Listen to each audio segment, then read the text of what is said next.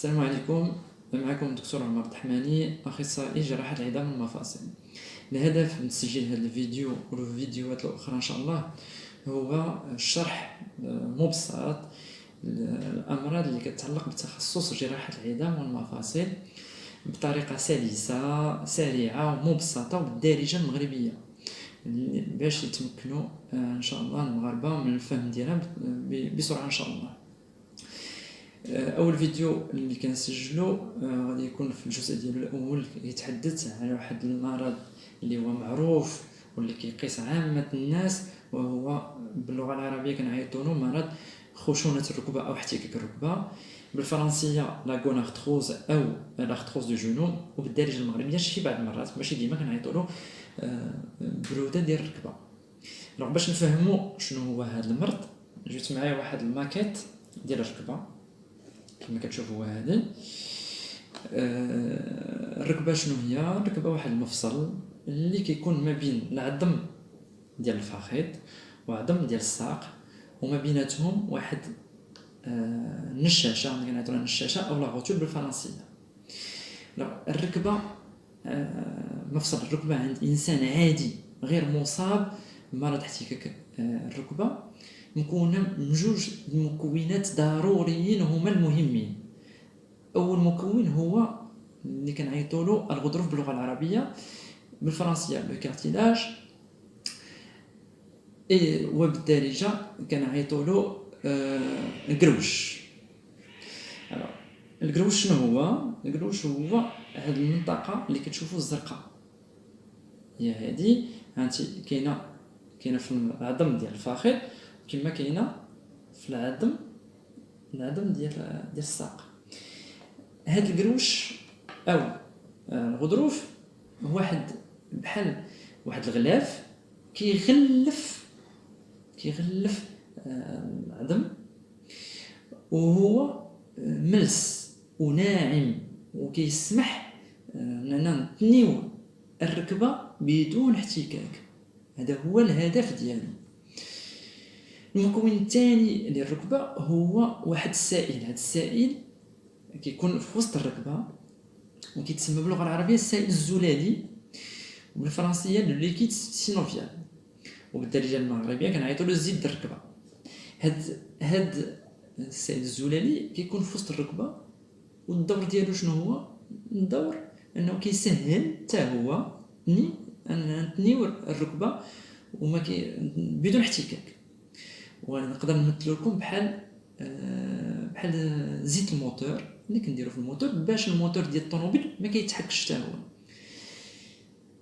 ندوزو عند الانسان المريض بمرض احتكاك الركبه. شنو المشكل كيكون عنده في الركبه ديالو؟ كيكون هذا المشكل كيقيس جوج المكونات الاساسيين ديال الركبه اللي هما الغضروف والسائل الزلالي. نبداو بالمشكل اللي كيقيس الغضروف. كما شرحت لكم قبيله، الغضروف واحد لا مومبران، هذا الغلاف اللي كيغطي المفصل، هو هذا الزرق كما كتشوف كما وريت لكم. كاين هنا وهنا، وكاين حتى في النشاشه، كاين حتى في لا غوتور كما كتشوفوا. فوالا. هاد لو كارتيلاج او الغضروف شنو كيوقع له مع السن؟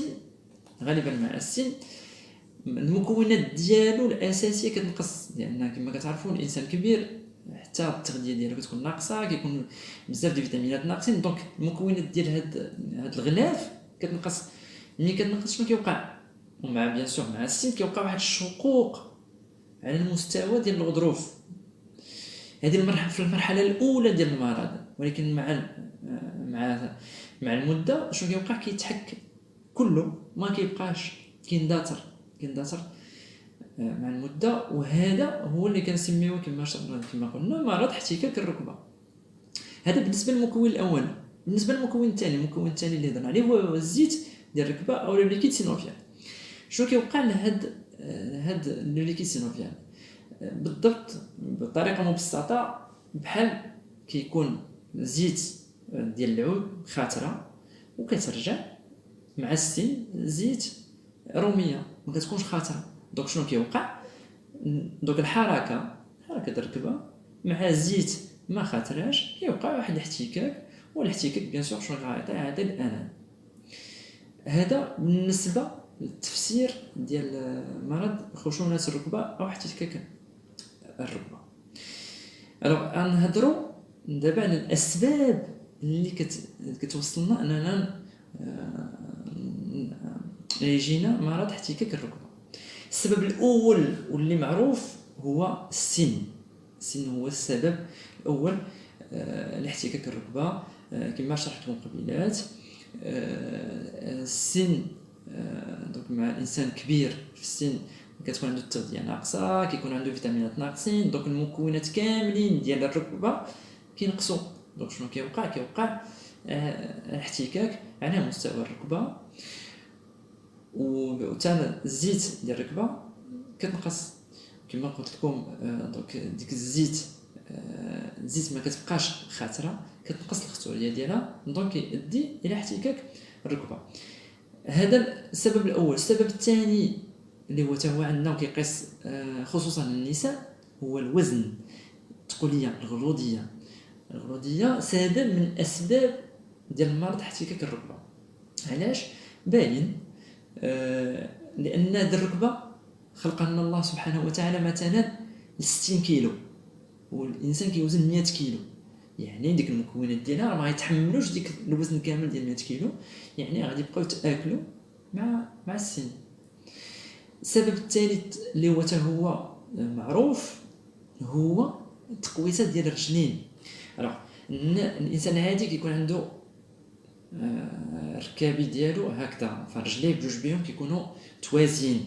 الانسان المريض اللي عنده مرض سميتو انجينيفاغوم ارتروز د الرجلين كيكونوا ركابي مقوسين بحال هكذا.